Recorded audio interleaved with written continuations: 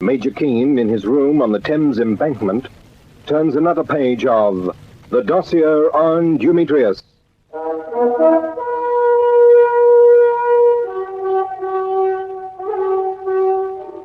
Dumetrius had said at some stage of this affair, I can't remember clearly when, that the strongest card in his hand was other people's regard for humanity, because he had none.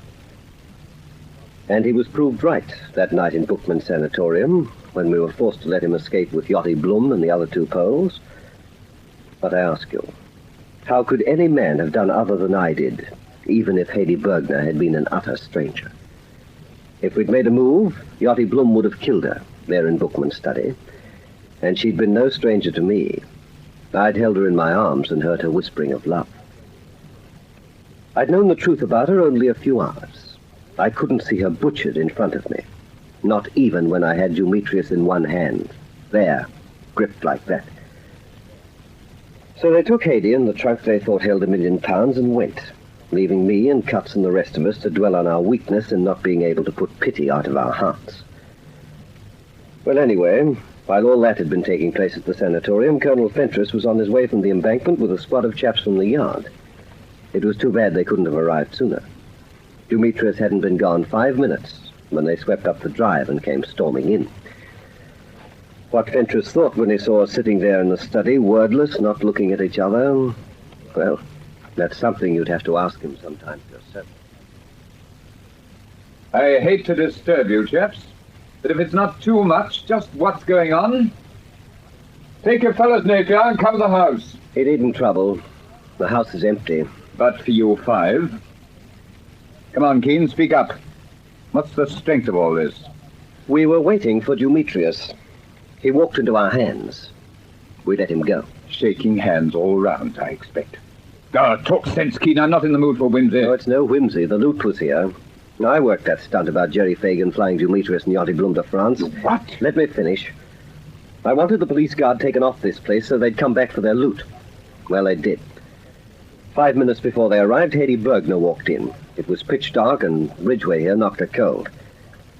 We had them sitting shots. Then Yachty grabbed Hedy and held a knife at her throat. Dumetrius made us a proposition. We agreed to it. And the loot? We let them take what they thought was the loot. This makes less and less sense. You see, Colonel, we found a cabin trunk behind that bookcase before they got here. It was full of old papers, so we locked it up and put it back where it was. You actually had Dumetrius and Yachty Blum? And two Poles called Werfel and Gonski. You 5 armed men had Dumetrius here and you let him go again? Because they were going to knife the Bergner girl.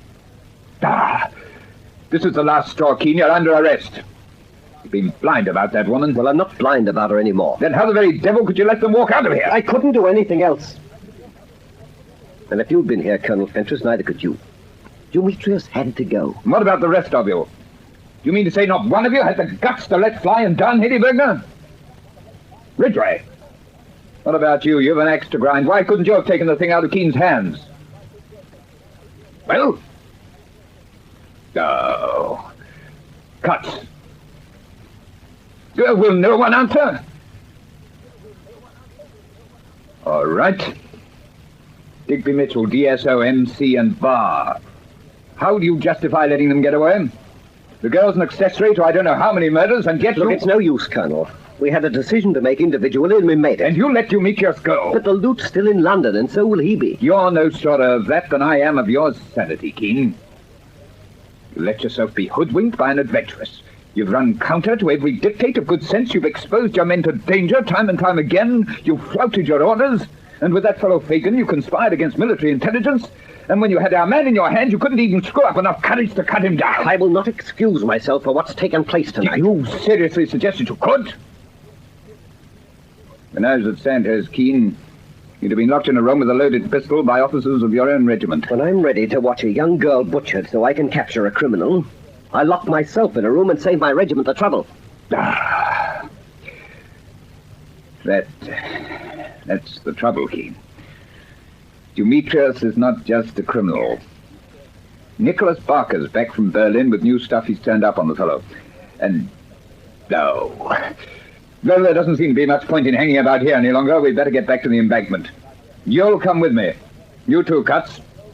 You others can make your own arrangements, but I want you out of this sanatorium at once. Napier! Yes, sir.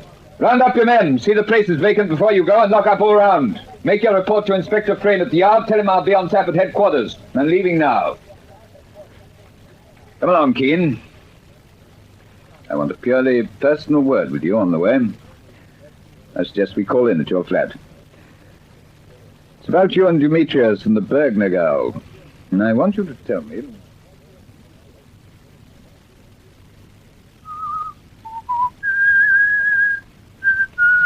That's right, Dumetrius. You whistle and whistle, so you can think.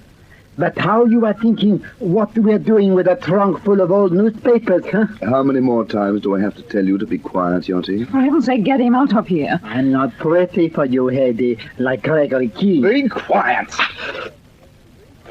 No one but you, Demetrius. No one but you am I taking it. At a time like this, Yachty, we must have discipline. Yeah. Discipline. Too many times now I have been right. Too many times now I have been warning you. We are watching the sanatorium. No one is coming and going, no. But when we get there, who is waiting? Keene. And Ridgway, who we are thinking was dead until Hedy is finding out. The fact remains that we entered the sanatorium, took the trunk and left again, Keene or no Keene.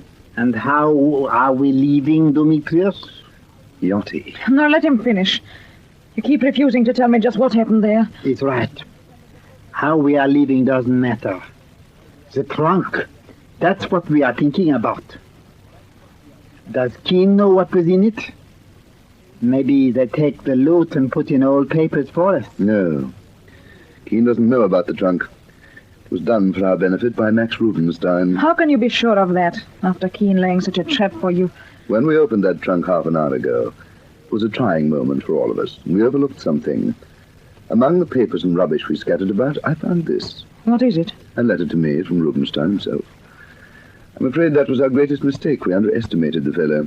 Listen.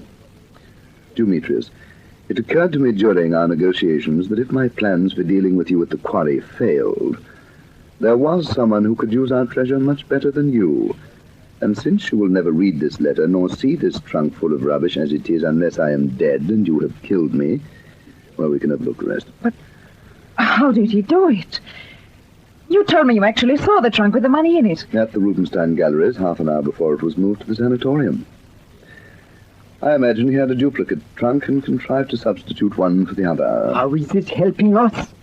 We don't have the loot. We are now knowing where it is. It helps a great deal, Yachty. Whatever arrangements Rubenstein made were made quickly, so the loot couldn't have been taken far. Who's he giving £1 million to? Who's he trusting? Obviously not a stranger.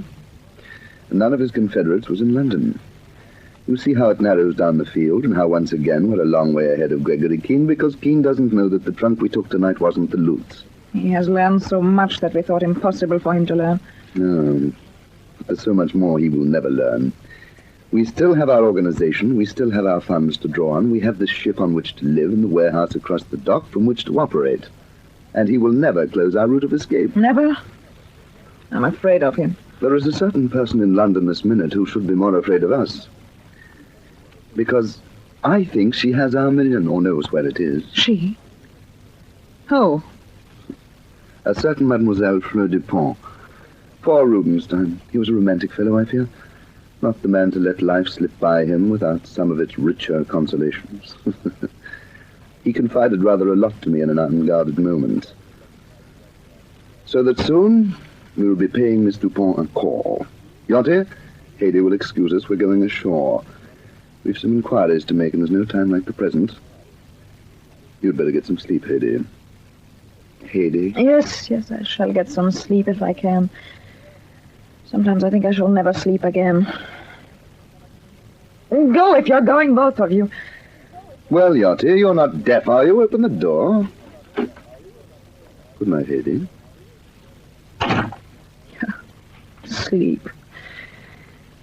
If this woman Dupont knows of the loot, they will kill her too. They tell me to sleep, but they will not tell me how they escaped from the sanatorium. They've forgotten they told me Keene was dead and Yachty killed him. They told me he was dead at the sanatorium. But now they say Keene does not know about the loot. Oh, how did they escape? It was a trap. Why did Keene let them go? How could they have forced Keene to let them escape? A threat on my life. It must have been. And he tells me to sleep. Sleep! They will kill that woman like all the rest. Oh, I cannot go on. They will kill her. And already I cannot live with the knowledge I have. He loves me. Maybe it's not too late. Maybe there's still time he loves me.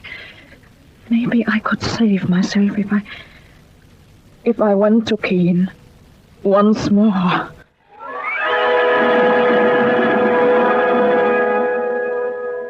But it was far, far too late for Hedy. One by one, they were breaking up. Mazzotti and Bookman were gone. Yachty Blum wasn't made to be stretched tight day after day, week after week. And Hedy was in pieces already. Yes, we hadn't long to go. While Dumetrius and Yachty Blum were starting their search for Fleur Dupont that night, I was being shown what Nicholas Barker had brought back from Berlin. It threw almost the last ray of light on Dumetrius.